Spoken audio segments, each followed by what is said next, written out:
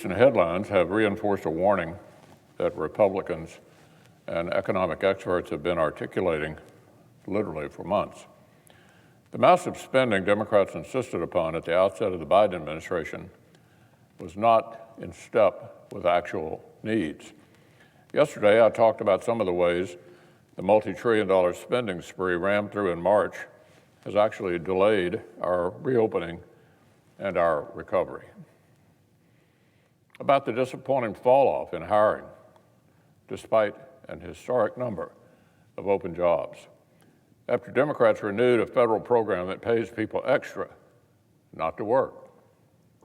Well, here's another misplaced priority from that spending spree: our Democratic friends' insistence on stuffing another wheelbarrow of cash into the accounts of state and local governments that were already rebounding from the crisis. Back in February, as Democrats insisted states were in dire need of another huge bailout, 29 of the 50 states were actually closing a 12-month chapter in which their revenues met or exceeded the year before.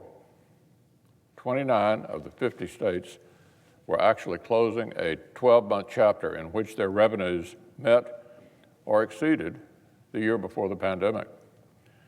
The faster than expected economic recovery, combined with the 5 bipartisan bills Congress passed in 2020, left a lot of cities and states in even better shape exiting the pandemic than they were heading into it. Rising tax revenues had put these states in a position not only to weather pandemic-related downturns, but to fill in pre-existing budgetary potholes that actually had nothing to do with COVID hardships. But of course, that didn't stop Democrats from cramming nearly another $200 billion in state bailouts into the American Rescue Plan. Impressively, California got its hands on $26 billion of the $200 billion. And by the way, the state of California now claims it already has a budget surplus 3 times that size.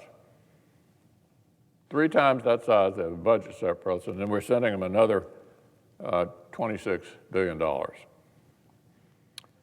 They're having to brainstorm new ideas to spend the unneeded avalanche of cash. I understand the state's governor has come up with one idea he likes. He's planning to cut a timely round of state-level stimulus checks to include people in the country illegally just in time for his recall election later this year. Is that the kind of urgent priority that Democrats had in mind when they used COVID to push through what they called the most progressive legislation in history? Experts warned it was poorly targeted.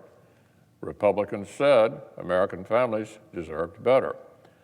But the big catalog of political payouts was pushed right through. So let's remember exactly how this played out before we're doomed to repeat it again.